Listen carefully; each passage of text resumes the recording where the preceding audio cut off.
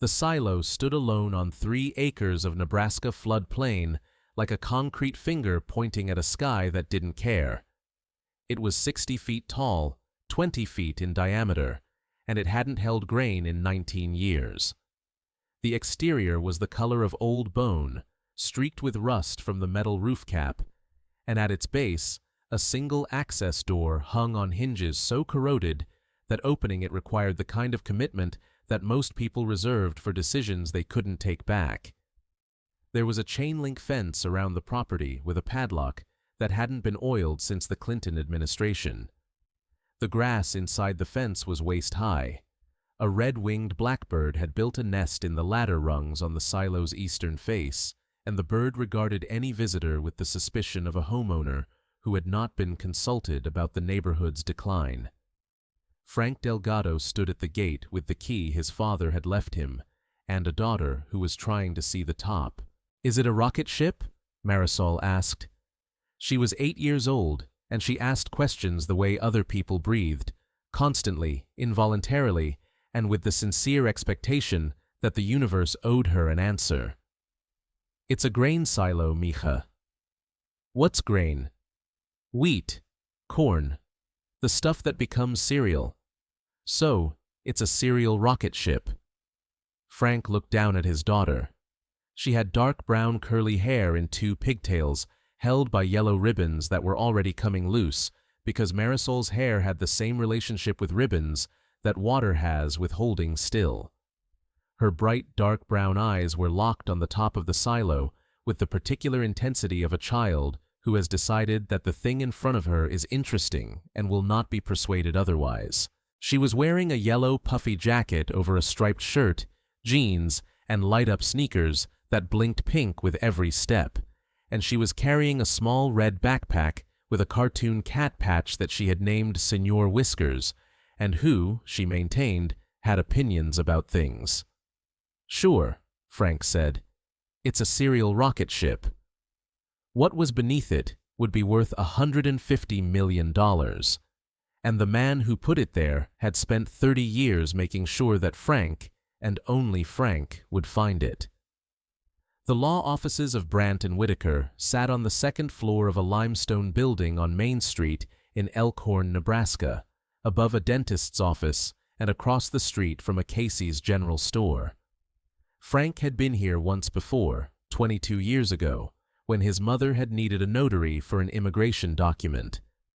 The office had not changed. The carpet was still the color of creek mud. The receptionist's desk still had a bowl of individually wrapped butterscotch candies, and Marisol took 4 before Frank could stop her, which was exactly 3 more than was socially acceptable, and exactly the number that Marisol considered a reasonable minimum. The lawyer's name was Janet Whitaker. She was 63, compact, silver-haired, with the kind of reading glasses that lived on a beaded chain around her neck and traveled to her face only when precision was required. She had been Aurelio Delgado's attorney for 27 years, which was a fact that surprised Frank because he had not known his father had an attorney, the same way he had not known his father had a will, the same way he had not known his father had anything to leave anyone at all. Aurelio Delgado had been a grain elevator operator at the Elkhorn Cooperative Grain Facility for 35 years.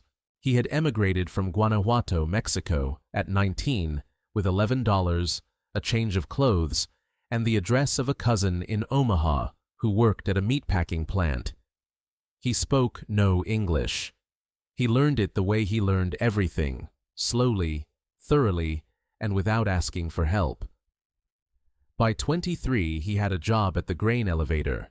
By 25, he had married Rosa Gutierrez, a quiet, fierce woman who worked at the school cafeteria and who would give him 2 sons and die of pancreatic cancer when those sons were 24 and 19.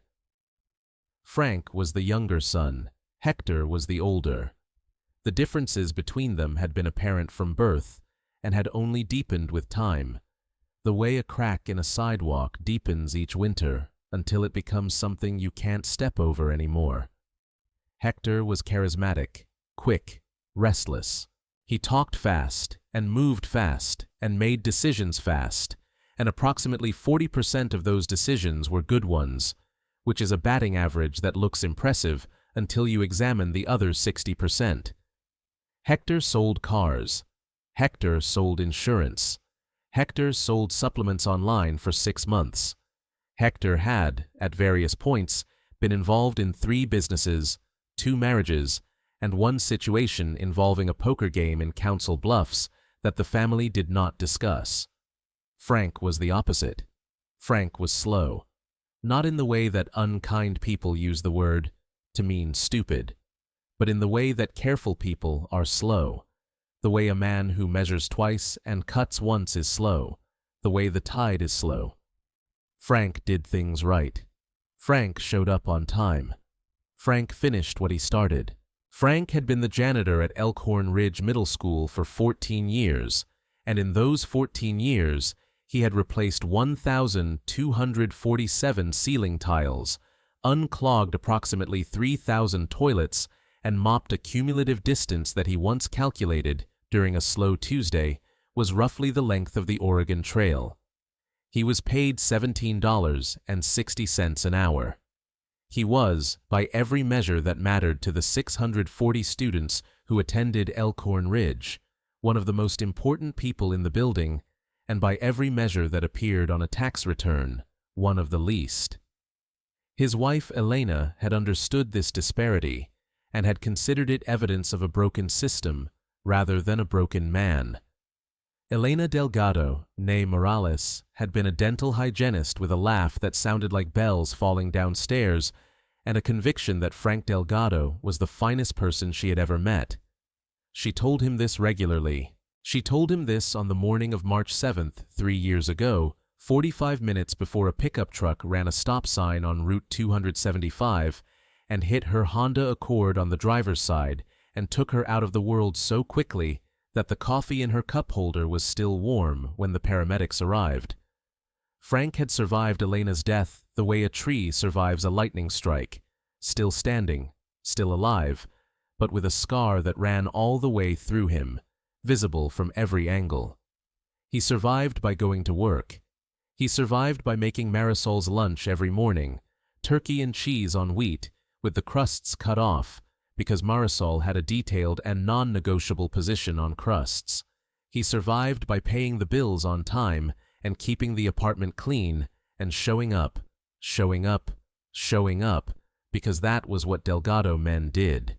Aurelio had shown up at the grain elevator every day for 35 years, and Frank showed up at the school every day for 14, and the showing up was not heroic, it was just necessary, the way breathing is necessary.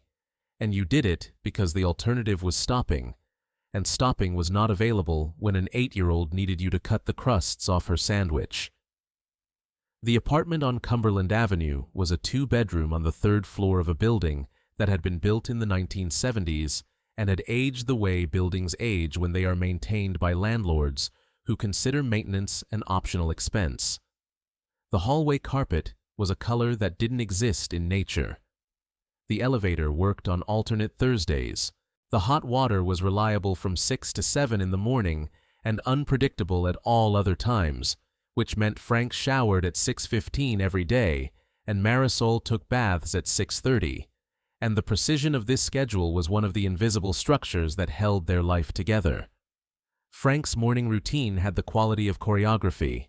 Alarm at 5, shower by 6:15, Marisol's bath by 6:30, breakfast by 7, scrambled eggs on toast for him, cereal with sliced banana for Marisol, who had a rotating hierarchy of preferred cereals that shifted weekly based on criteria she could not articulate, but which Frank tracked with the same attention he brought to maintaining boiler systems. Lunches packed by 7:20, 2 turkey and cheese sandwiches, no crusts, 1 apple each, 1 juice box for Marisol, 1 thermos of coffee for Frank. Walk to school by 7:40. Marisol dropped at Elkhorn Elementary, Frank at Elkhorn Ridge Middle School by 8. The afternoons were the hard part. School ended at 3:30. Frank's shift ended at 4. That 30-minute gap was bridged by Mrs. Gutierrez, the elderly woman in apartment 3C, who had known Elena and who watched Marisol for the cost of nothing because, she said, "Your wife was good to me when my hip went bad, and debts like that don't have expiration dates." Frank had tried to pay her. She had threatened to stop watching Marisol if he brought it up again.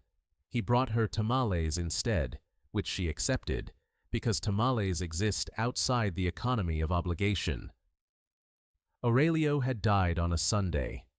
Heart attack, massive and sudden, in the parking lot of the Elkhorn Cooperative, where he had gone, even in retirement, to check on the equipment because old habits do not die, they simply relocate from obligation to compulsion. He was 68. The paramedics said he was gone before he hit the ground. The funeral was on a Wednesday. It was held at St.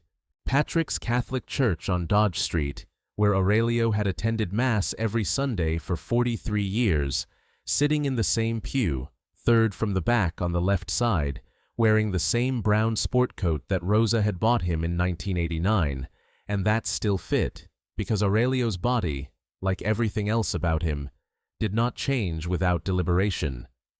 The church was full. This surprised Frank.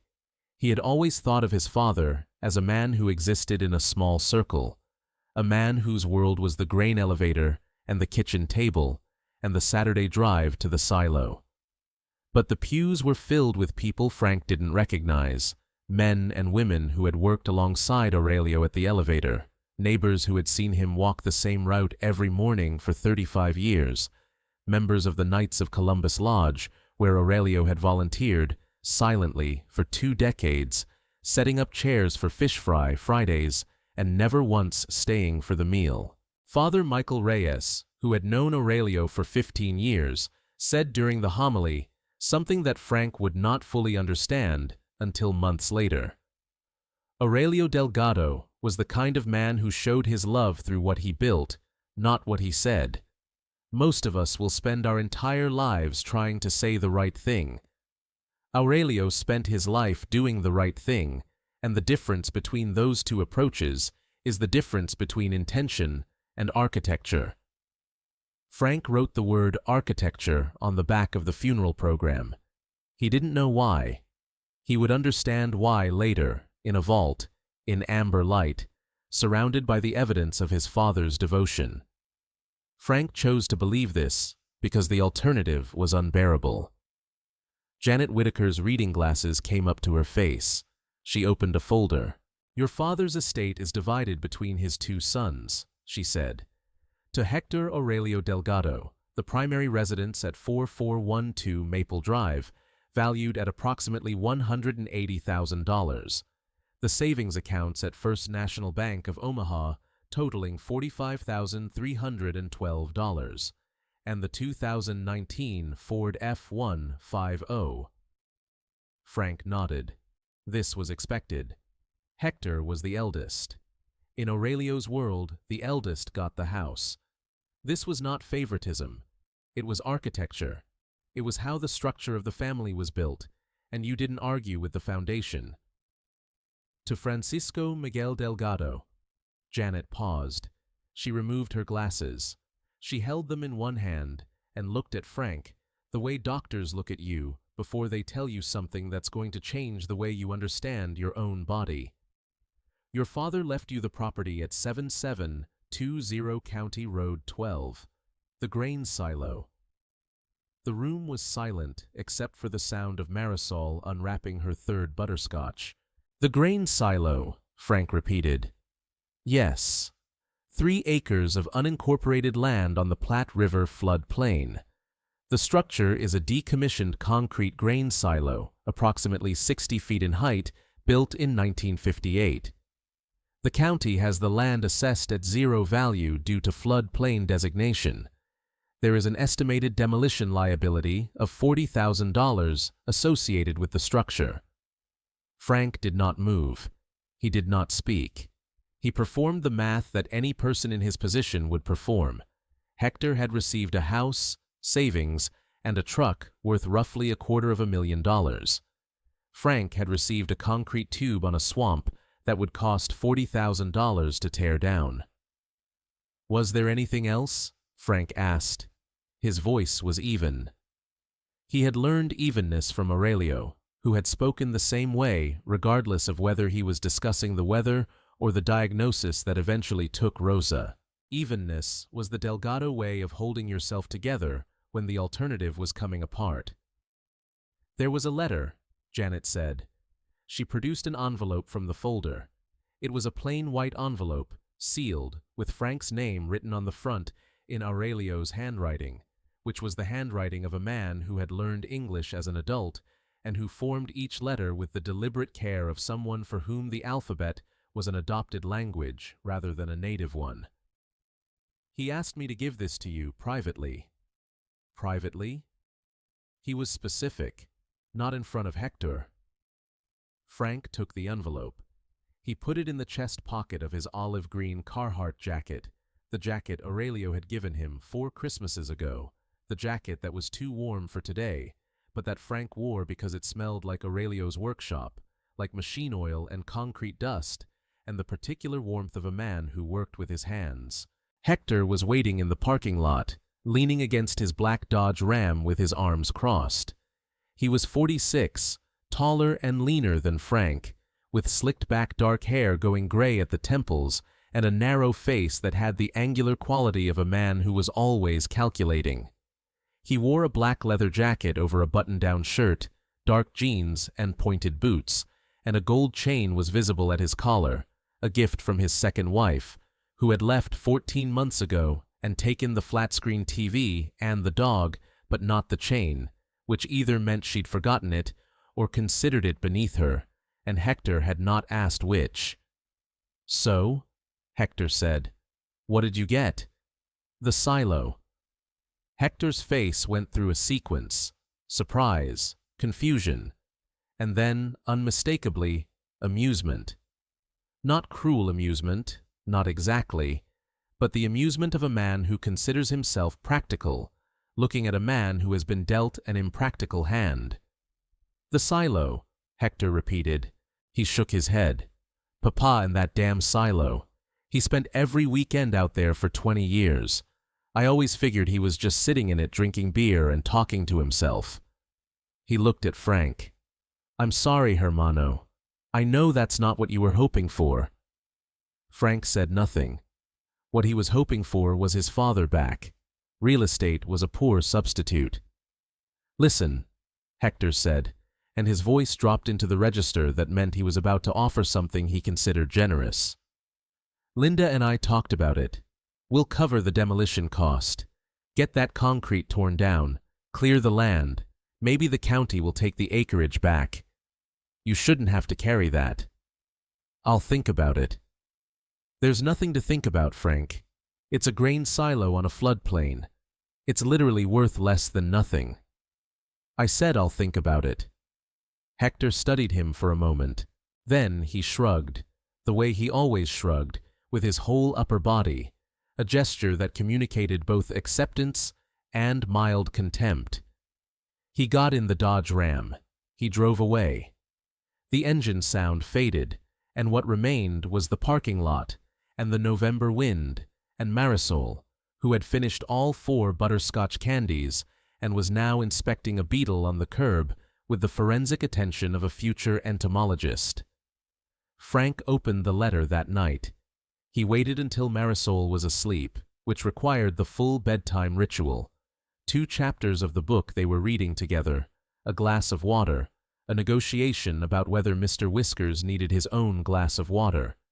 He did not, Marisol conceded, but only because cats drink milk, a biological claim that Frank did not have the energy to correct.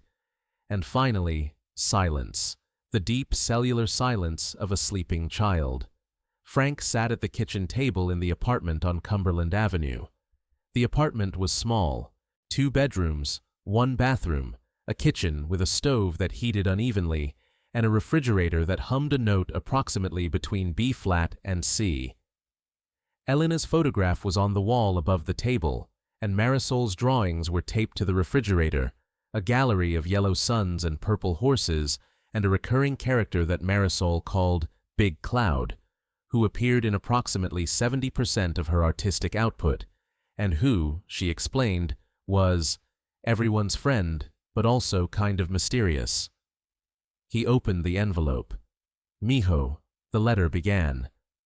Aurelio always started letters with mijo, the Spanish diminutive of my son that he had used for Frank since birth, and that Hector had stopped responding to at 15 because he considered it childish, which was precisely the point at which Aurelio stopped using it for him. I know what Janet told you today. I know you think I left you nothing. You're wrong. I left Hector what he can see, because Hector only trusts what he can see. I left you what's hidden because you're the one who knows how to look. Go to the silo. Go alone, or take the girl. Don't take Hector. You know why. The floor inside the main door, 3 feet from the eastern wall. There's a steel plate that looks like a patch in the concrete. It's not a patch. Press the northwest corner and lift. What's below is yours. It's been yours since the day you were born. I just needed time to finish it. I'm sorry I couldn't tell you while I was alive. I'm sorry about a lot of things. But I'm not sorry about this. This is the one thing I got exactly right. Te quiero, mijo. Take care of Marisol. She reminds me of your mother. Papa. Frank read the letter 3 times. Then he folded it and put it back in the envelope, and put the envelope in the Carhartt jacket pocket, and sat at the kitchen table for a very long time, in the humming silence of the refrigerator and the amber light of the ceiling fixture.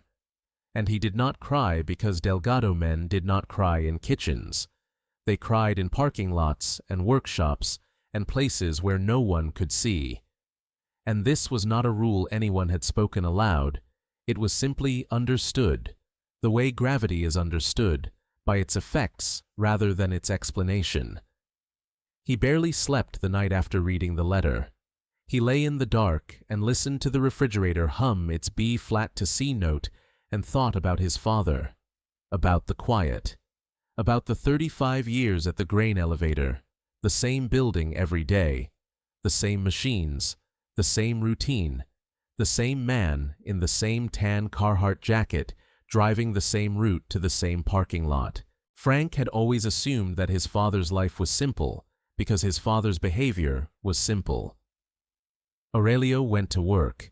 Aurelio came home. Aurelio watched baseball on the television with the volume low.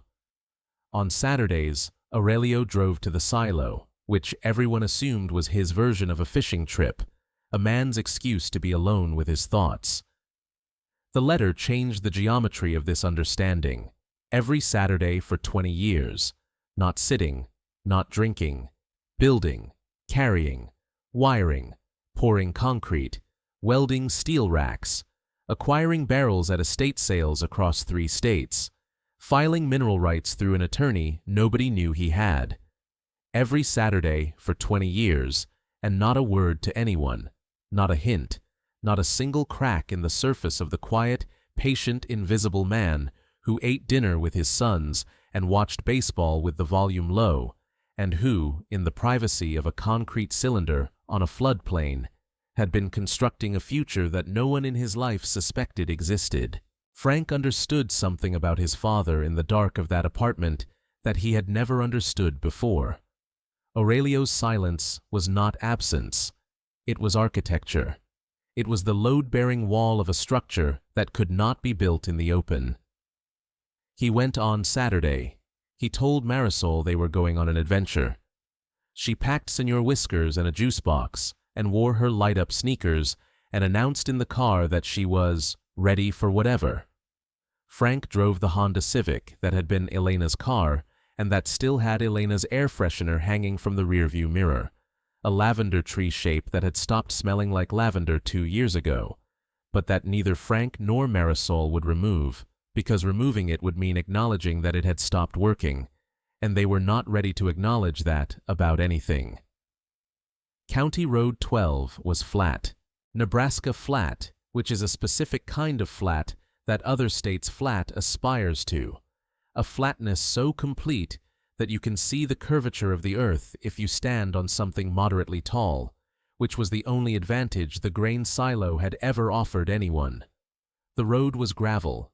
The sky was enormous. The Platte River was somewhere to the south, not visible but present, the way a river is always present in a floodplain, as a promise and a threat. The silo appeared from a mile away. There is no hiding a 60-foot concrete cylinder on flat land. It stood against the November sky like a monument to something, though opinions differed on what. To the county, it was a demolition liability. To Hector, it was a joke. To Aurelio, it had been something else entirely. Frank unlocked the padlock on the chain-link gate. The hinges screamed.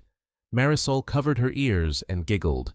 They walked through the waist-high grass, grasshoppers launching from the stems in every direction, and reached the access door at the silo's base.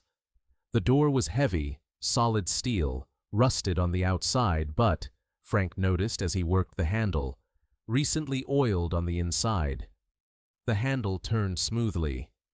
The door opened inward with a low groan. Inside, the silo was dark and vast. The concrete walls rose 60 feet to the metal roof cap, and the space had the acoustic quality of a cathedral, every sound amplified and reflected by the curved walls. The floor was poured concrete, cracked in places, stained with the ghost outlines of grain that had sat there decades ago. A metal ladder ran up the interior wall to a hatch at the top. Light came in through ventilation slits near the roof, thin horizontal bands that striped the interior with bars of pale November gold. "It's echoey," Marisol whispered, and the silo whispered it back to her, and she grinned with the delight of a child who has just discovered that buildings can talk. Frank walked to the eastern wall. He counted 3 feet from the base.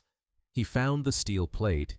It was roughly 2 feet by 2 feet, set flush with the concrete floor, and it looked exactly like a repair patch, the kind of thing that gets welded over a crack or a drain hole and then forgotten. But the edges were too clean. The weld beads were too even. This was not a patch. This was a door made to look like a patch, by a man who had spent 35 years working with industrial structures and who understood exactly how to make something functional look like something inert. Frank pressed the northwest corner. The plate shifted, pivoting on a hidden hinge at the south edge, tilting up like a trapdoor. Cool air rose from the opening. Not damp, not stale. Cool and clean and faintly sweet, the way air smells when it has been circulated properly through a space that is cared for. Below the plate was a steel-rung ladder descending into amber light. "Mija, stay here." "Nope." Marisol was already peering into the opening. "There's lights down there, Dad. Somebody left the lights on."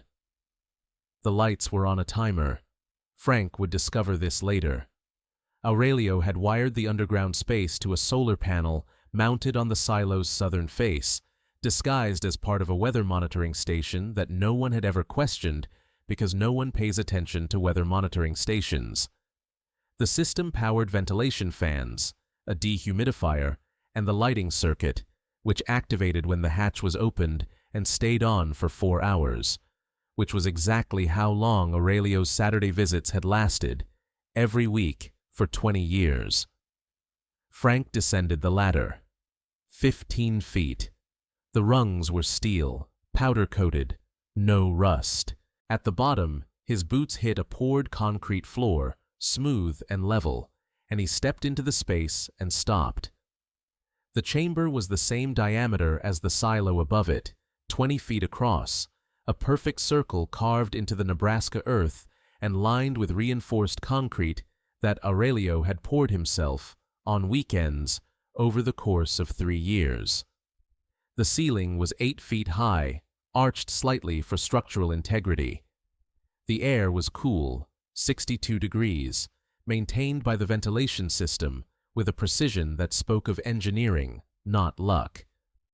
Along the curved walls, arranged in concentric racks built from welded steel and dark oak, were barrels. Wooden barrels. small ones, the kind used for aging spirits. Frank counted as he moved along the wall. 47 barrels, each one branded with a distillery mark, each one dated, each one tagged with a handwritten card in Aurelio's careful lettering. The oldest was from 1919, pre-Prohibition, a 10-gallon barrel of Kentucky straight bourbon from a distillery that had been shuttered by the Volstead Act and never reopened. The tag read, "Estate Sale, Harlan County, 1994, $200, do not open." The newest was from 1952, a 20-gallon barrel of wheated bourbon from a distillery that Frank recognized because it was now one of the most sought-after labels in American whiskey, a brand whose vintage bottles sold at auction for tens of thousands of dollars each and whose original pre-1960 barrel stock was considered essentially extinct. Frank did not know what the barrels were worth. He was not a whiskey collector. He was a janitor who drank Coors Light on Friday evenings and considered a good bourbon to be anything that cost more than $18. But he knew, with the instinct of a man who had spent his life paying attention to how things were built and maintained, that anyone who stored 47 barrels in a climate-controlled underground vault for decades was not storing junk. In the center of the chamber, on a welded steel workbench, was a filing cabinet. Inside the filing cabinet, in hanging folders organized with typed labels, were documents. Frank opened the first folder. It was a land survey, dated 1952, describing Lot 7720, County Road 12, and its associated parcels. And attached to the survey, with a rusty paper clip that Aurelio had replaced at some point with a modern binder clip, because Aurelio did not leave anything to the mercy of rust, was a mineral rights deed. Frank read the deed slowly. He read it again. His understanding of legal language was limited, but certain phrases stood out with unavoidable clarity. Subsurface mineral rights extending to all adjacent parcels as described in the original 1909 land grant, and inclusive of all rare earth and strategic mineral deposits, and held in perpetuity by the deed holder and their heirs. The 3 acres that the silo stood on were a fraction of the original land grant.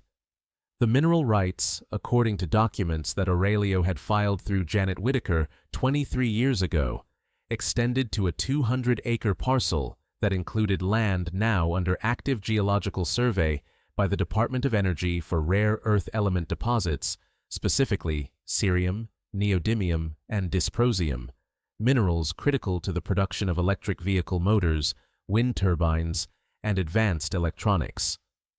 Frank sat down on the concrete floor of the vault. Marisol, who had followed him down the ladder because she was her mother's daughter, and her mother's daughter did not wait at the top of anything, sat next to him. "Dad, why are there so many barrels?" "I don't know yet, mija." "Are they full of cereal?" "No." "What are they full of?" Frank looked at the barrel nearest to him. The one from 1919. The one his father had bought at an estate sale in Harlan County for $200 30 years ago, and had carried to this underground chamber and placed on a rack he'd welded himself and tagged with a card he'd written by hand, and then left in the dark for 3 decades, in the perfect cool silence. Aging. "They're full of time," Frank said. Marisol considered this. "That's a weird thing to keep in a barrel." "Yeah, it is." She leaned against him. Her light-up sneakers blinked pink in the amber underground glow. Frank went back 5 times before he told anyone. Each Saturday, he drove the gravel road, unlocked the padlock, descended the ladder. Each time, he found something new. In the 3rd visit, he discovered a shelf behind the barrel racks containing Aurelio's notebooks. 11 of them, composition style, the black and white marbled covers that cost 69 cents at Walmart. Inside, in Aurelio's careful handwriting, was a complete record of every acquisition, every trip, every decision. The notebooks told the story of a man who had educated himself. Aurelio, who had arrived in Nebraska speaking no English and working with his hands, had taught himself geology from library books. He had taught himself mineral law from legal reference texts at the University of Nebraska Library in Lincoln, making the 2-hour round trip on weekends in the years before he started building the vault. He had taught himself whiskey history, bourbon chemistry, barrel aging science, all from books, all in the margins of a life that everyone around him considered ordinary. The notebooks also contained personal entries, short ones, usually on the last page of each volume. The entry from 2019 read, "Frank came to the house today with Marisol. She drew a picture of the silo and asked me why I liked it so much. I told her it was because it was quiet. That wasn't a lie. But it wasn't the whole truth either. The whole truth is that the silo is the only place where I am completely myself. The only place where the man I actually am is not hiding inside the man everyone sees. One day, Frank will understand this. He is already more like me than he knows." Frank closed the notebook. He sat in the amber light. He pressed his palms flat against the concrete floor his father had poured, and he felt the coolness of it, the solidity, the permanence, and he understood that he was sitting inside his father's autobiography, written not in words, but in concrete and oak and silence. The appraisal took 3 months. Janet Whitaker connected Frank with a rare spirits appraiser named Thomas Chen, who flew from San Francisco to Omaha and then drove to the silo in a rented sedan and descended the ladder and stood in the center of the vault and said, very quietly, a word in Mandarin that Frank did not understand, but whose tone communicated everything. Thomas Chen spent 4 days examining the collection. He wore white cotton gloves. He used a handheld spectrometer. He took samples from 3 barrels with Frank's permission, using a tool called a whiskey thief, which was a glass tube designed to extract liquid without disturbing the barrel, and which Marisol renamed the barrel straw and demanded to keep, a negotiation that Thomas Chen lost graciously. The appraisal, when it came, was a 47-page document. Thomas Chen had not merely valued the barrels. He had identified each one by distillery, era, mash bill, and rarity. He had cross-referenced them with the major American whiskey auction databases. He had consulted with collectors, historians, and a master distiller in Kentucky who, upon hearing about the 1919 pre-prohibition barrel, had reportedly gone silent for 30 seconds and then said, "I need to sit down." The collection's estimated auction value was $28.4 million. The 1919 barrel alone was valued at $3.7 million. 4 of the barrels predated 1933 and were, as far as Thomas Chen could determine, among the last surviving examples of their kind in existence. Frank read the appraisal at his kitchen table, in the amber light, with Elena's photograph watching from the wall. He thought about his father at estate sales in Harlan County, paying $200 for a barrel with a quiet certainty that the world would someday catch up to the value of patience. The mineral rights assessment followed. Janet Whitaker retained a geological consulting firm from Denver called Great Plains Resource Analytics. Their report, delivered 6 months after Aurelio's death, confirmed what the documents in the filing cabinet had described. The mineral rights associated with Lot 7720 covered a rare earth element deposit of significant commercial value. The estimated licensing value of the mineral rights, based on current market conditions and DOE survey data, was between $120 and $150 million. Frank called Janet Whitaker from the parking lot of Elkhorn Ridge Middle School during his lunch break. He was sitting in Elena's Honda Civic. He was eating a turkey and cheese sandwich, no crusts, because he made 2 every morning, and one of them was always for himself. "Janet, what do I do?" "You hire a very good team of people, and you let them help you." And Frank, You don't tell Hector. Not yet. He's my brother. He's your brother who has a gambling problem and an ex-wife with a good lawyer and a history of making financial decisions that your father specifically designed this inheritance to survive. Your father knew Hector. He loved Hector. And he left Hector a house and a truck because those are things Hector can't drink or bet or lose in a deal that sounded good at midnight. He left you this because you're the one who'll protect it. Frank sat in the car for a long time after hanging up. The school building was visible through the windshield. Inside, 640 kids were eating lunch, throwing food, having their hearts broken for the first time, figuring out who they were going to be. Frank had mopped every hallway in that building. He had fixed every broken toilet, replaced every burnt-out bulb, cleaned every mysterious stain that middle schoolers produce within creativity that borders on the supernatural. He was invisible in that building. He was essential in that building. He had been both of those things simultaneously for 14 years, and it had never once occurred to him that invisible and essential were not opposites, but partners, two halves of the same work. His father had been invisible too. 35 years at the grain elevator. Quiet, humble, showing up. And underneath it, in the dark, in the silence, building something so extraordinary that even the son who loved him most had no idea it existed. Hector found out on a Tuesday, the way trouble always arrives, on an ordinary day. He showed up at Frank's apartment at 7 in the evening, after Marisol was in bed. His face had the tight, drawn look of a man who has heard something he doesn't want to believe. Linda had a friend at the county clerk's office. The friend had seen the mineral rights filing. The friend had talked. The number had traveled through Elkhorn the way numbers travel through small towns, gaining velocity and distortion, and by the time it reached Hector, it had been inflated to 300 million, which was wrong, but directionally correct. And that was enough. You knew, Hector said. He was standing in Frank's kitchen. He had not been invited to sit. You knew what was down there, and you didn't tell me. Papa told me not to. Papa is dead, Frank. That doesn't make his instructions expire. Hector paced. He opened a cabinet, closed it.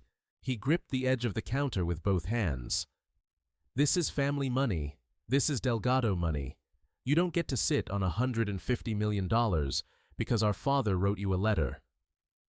He wrote me a letter and built me a vault and spent 20 years hiding it from you specifically. Do you want to know why? Hector went still. He knew about council bluffs. He knew about the second mortgage. He knew about the online poker. He knew everything, Hector. He watched. He was quiet, but he watched. Hector's hands released the counter. His shoulders dropped.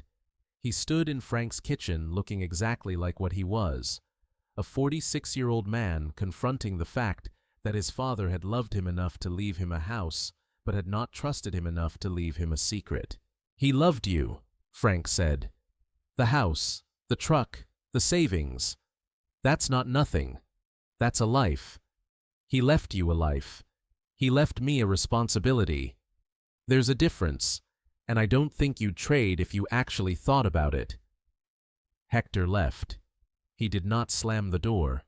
He closed it with a quietness that was worse than any slam, the quietness of a man who is recalculating the story he's been telling himself about who he is. He came back 2 weeks later. He came with a six-pack of Coors Light and a face that had been rearranged by some internal process that Frank recognized because it was the same process he'd gone through after Elena died, the process of accepting that the world is not built the way you assumed. I'm not going to fight you on this, Hector said. He put the six-pack on the kitchen table. I'm not happy, but I'm not going to fight you. Okay, but I want to see it, the vault. I want to see what he built.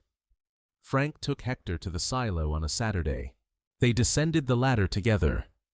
Hector stood in the amber light, surrounded by 47 barrels and a filing cabinet full of documents and the evidence of their father's secret life. And he was quiet for a long time. 20 years, Hector finally said. He came out here every Saturday for 20 years. Yeah. And I thought he was just sitting in a grain silo talking to himself. Yeah. He was smarter than all of us. He was more patient than all of us. That's not the same thing, but it's close. Hector touched one of the barrels, the 1952 wheated bourbon. His fingers rested on the oak for a moment. What are you going to do with it? Protect it, the way he asked me to, the way he would have. Hector nodded. He did not ask for a share. He did not make a case. He stood in his father's vault, and for the first time in Frank's memory, Hector Delgado had nothing to sell. The story spread through Elkhorn the way all stories spread through small Nebraska towns, which is to say, completely and immediately, and with embellishments that reflected the storyteller's priorities more than the facts. At the grain elevator, where Aurelio had worked for 35 years, the reaction was a silence that lasted 3 full days before Marcus Howell, the floor manager who had worked alongside Aurelio for 22 of those years, finally said what everyone was thinking. That man moved 1 million bushels of corn through this facility and never once talked about himself. 22 years. I didn't know his middle name until his funeral. At Elkhorn Ridge Middle School, the news traveled through the faculty lounge with the speed of cafeteria gossip. Frank's colleagues, who had spent 14 years passing him in hallways and nodding the way people nod at janitors, which is to say politely and without genuine attention, suddenly discovered that they had always known Frank was special. Principal Sandra Okafor shut this down at a staff meeting with a directness that Frank would have appreciated. Frank Delgado has been special every day he's worked here. The fact that some of you are only noticing now says more about you than it does about him. Marisol's classmates were less diplomatic. An 8-year-old named Brody Hutchins told Marisol at recess that her dad was a secret millionaire, and Marisol, without missing a beat, said, "He's a janitor. He just also has barrels." This became the definitive statement on the matter, and Brody, who had no response to a sentence that was both factually accurate and spiritually complete, went back to the monkey bars. Frank did not quit his job, not immediately. He finished the school year at Elkhorn Ridge because 640 kids depended on the hallways being mopped and the toilets working and the ceiling tiles being where ceiling tiles belong, and Frank was not the kind of man who left before the job was done. Principal Sandra Okafor, when Frank eventually gave his notice, said, "This school has not been clean enough since the day you were hired, and it will never be clean enough again." She said it with tears in her eyes, and Frank, who did not cry in schools, almost broke his own rule. He paid off Elena's medical bills. He paid off the Honda Civic. He paid off the credit card that had carried the funeral. He sat at the kitchen table and watched the balances go to zero, one by one, and he felt the particular lightness of a man who has been carrying something heavy for so long that the absence of it feels almost like floating. He established trusts, one for Marisol's education, one for Hector, structured carefully so that the funds could cover legitimate expenses but could not be accessed in a lump sum, because Frank loved his brother, and love sometimes means building guardrails. Janet Whitaker helped with the language. She was good at guardrails. He also did something that surprised everyone who knew him.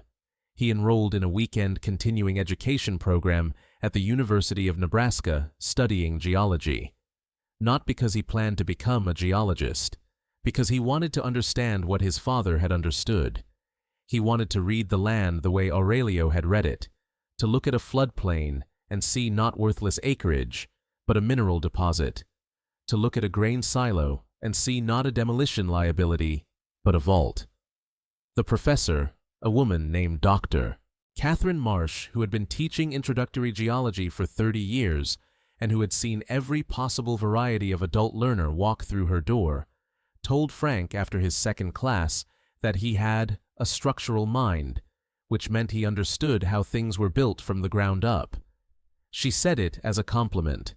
Frank heard it as a description of his father. Aurelio had a structural mind. He had looked at the world and seen the bones of it, the layers beneath the surface, the value that accumulates invisibly underground while everyone above is busy looking at what's on top. Frank brought Marisol to campus once. She sat in the back of the lecture hall eating a granola bar and drawing Big Cloud, who in this iteration was holding a rock hammer. Dr. Marsh looked at the drawing after class and said, "Your daughter has excellent geological instincts. That cloud appears to be conducting fieldwork." Marisol beamed. Frank framed the drawing. The rare earth mineral rights were licensed to a consortium called Prairie Element Sciences, a company that Diana, the young associate Janet had brought on, vetted over 4 months. The licensing agreement was structured to provide royalties over 20 years, ensuring a steady income rather than a single payout, because Frank had learned from his father that patience was not just a virtue, but an investment strategy. The bourbon collection was not sold. Frank was not ready. Thomas Chen had offered to facilitate an auction at Christie's that would likely net the full $28 million, but Frank had looked at the barrels, at the handwritten tags, at the 30 years of patience they represented, and he said, "Not yet." Thomas Chen, who had appraised rare spirits for 20 years and who understood that the people who owned the best collections were never in a hurry to sell them, said, "Your father would approve." Marisol started 3rd grade. She made a diorama of the grain silo for her science project, complete with a removable floor panel that revealed a miniature vault with tiny barrels made from toilet paper rolls. She received an A+.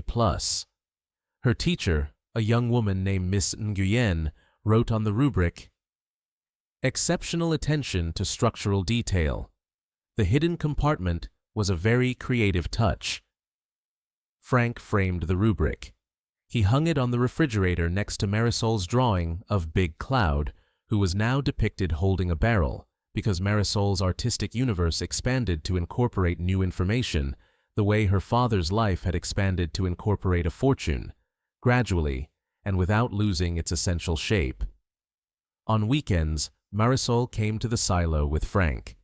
She had claimed a corner of the vault as her office, a small folding table that Frank had brought down the ladder along with a chair, a box of crayons, and a desk lamp. She drew there while Frank read Aurelio's notebooks. The drawings evolved. Big Cloud was now a recurring character in an elaborate narrative that Marisol called The Adventures of Big Cloud and the Underground Barrels, which featured Big Cloud discovering secret rooms in various unlikely locations, including a volcano, a whale, and the White House. The stories were not geologically accurate, but they were emotionally precise in the way that children's stories often are, capturing something about hiddenness and discovery and the joy of finding something where nobody expected it. Frank watched her draw one afternoon and realized that Marisol had never known her grandfather as the quiet man who watched baseball with the volume low. She had known him as the man who built a secret underground vault. For Marisol, Aurelio was not ordinary. Aurelio was extraordinary. And this was, Frank thought, the truest version. The version that Aurelio had been building toward his whole life. The version that could only exist after the silence was broken and the vault was opened and the real story was finally told. He put his hand on Marisol's head. She didn't look up. She was drawing Big Cloud discovering a barrel full of stars, which was not a thing that existed, but which, Frank thought, was not a bad description of what they had found. On a Saturday in October, 1 year after Aurelio's death, Frank drove Marisol to the silo. They unlocked the gate. They walked through the grass. They descended the ladder into the amber light. Marisol had brought 2 turkey and cheese sandwiches, no crusts, and a juice box, and they sat on the concrete floor of the vault between the barrels and ate lunch. Dad? Yeah, mija. Did Abuelo know we'd find it? He hoped we would. But what if we didn't? What if you threw the silo away like Uncle Hector said? Frank considered this. He looked at the barrels, at the filed surveys, at the 20 years of careful, invisible, patient work. I think Abuelo knew me, the way I know you. He knew I wouldn't throw it away because he raised me not to throw things away. He raised me to look at what everybody else ignores and see what's actually there. Marisol took a bite of her sandwich. She chewed thoughtfully. That's like Big Cloud, she said. How is that like Big Cloud? Because Big Cloud is everyone's friend, but nobody really looks at clouds. They're just there. But if you actually look at them, they're doing all this amazing stuff. Shapes and colors and rain and everything. People just don't look up. Frank stared at his 8-year-old daughter. She stared back, a piece of turkey visible between her front teeth, her light-up sneakers blinking pink in the amber glow of her grandfather's vault. Yeah, mija, he said. That's exactly what it's like. Frank Delgado started with a grain silo on a floodplain that the county said was worth nothing. What he found wasn't just bourbon and mineral rights and $150 million. It was a 30-year conversation with a man who couldn't say what he needed to say out loud, so he said it in concrete and oak and patience, the 3 languages that don't need translation. Aurelio Delgado came to this country with $11. He worked the same job for 35 years. He raised 2 sons. He buried a wife. And in the silence of his weekends, in a silo nobody wanted on land nobody valued, he built a cathedral to the one thing he trusted more than money, more than luck, more than the country that had given him everything and nothing at the same time. He trusted his son. If this story moved you, if it changed the way you're looking at the person in your life who's quiet and steady and never asks for credit, hit that like button. Share this video with someone who needs to hear it today. Subscribe so you don't miss the next story. And tell me in the comments, what's the most valuable thing someone left you that didn't look valuable at first? We read every single one. See you in the next one.